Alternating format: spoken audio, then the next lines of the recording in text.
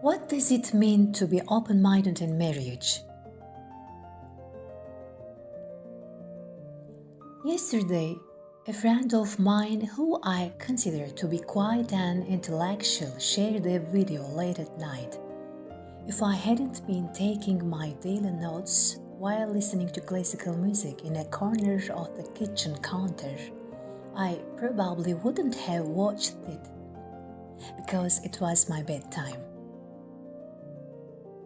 But this hour-long video made me hear such things as a newly divorced woman that it had caused other light bulbs to turn on in my brain again. I say other because countless light bulbs had illuminated me in the last 7 years, whose foresight was blocked and the soil was sprinkled on him. The only thing missing was the inability to take action. This video had put an end to this.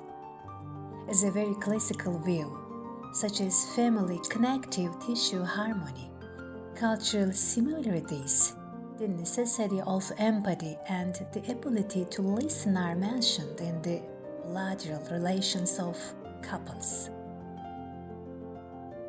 These are concepts that we are very accustomed to and already know. But something else was being talked about here.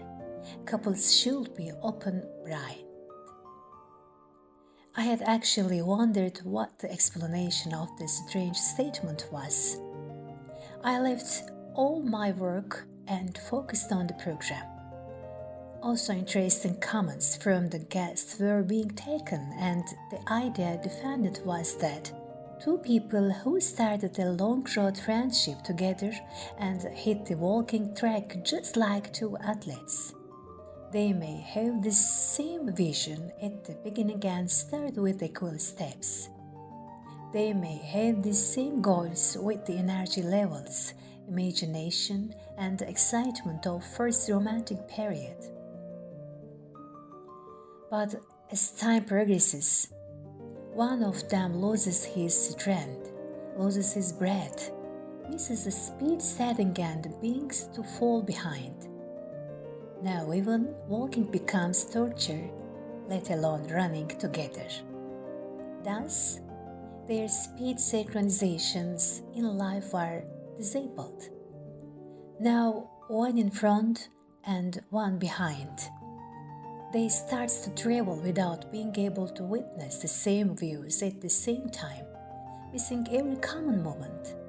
It was being discussed that another factor that triggered the situation was that the partners couldn't update themselves at the same time and at the same speed.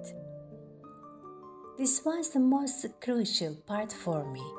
As someone who thinks that learning will and should continue until our last breath, I must say that life doesn't deserve a comment that says, "Yes, I am already at the top.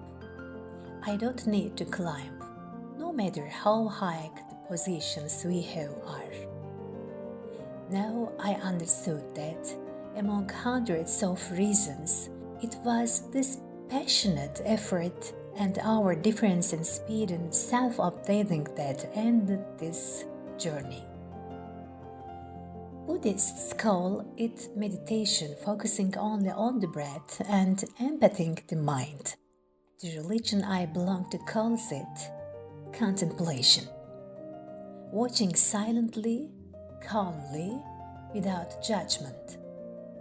In other spiritual things, it is called being an observer in the position of witnessing ourselves and all the connections we make about life. If we look at life with a receptive eye with these formulas, we will get the answer from the universe why a turtle cannot mate with a cheetah. 30 or 50 years after marriage, couples' love of learning, their desire to discover new places, and their desire to experience things they have never been able to do should be at the same dose and level, Only then we can talk about complete harmony.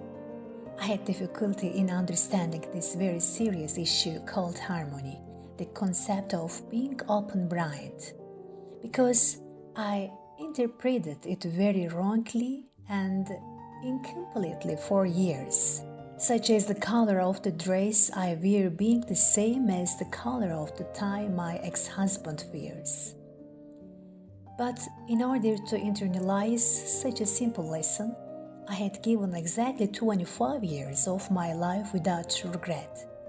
I had learned that happy marriages can be couples who can hold on to common dreams, move at a common pace, and achieve harmony at this point, even after 50 years.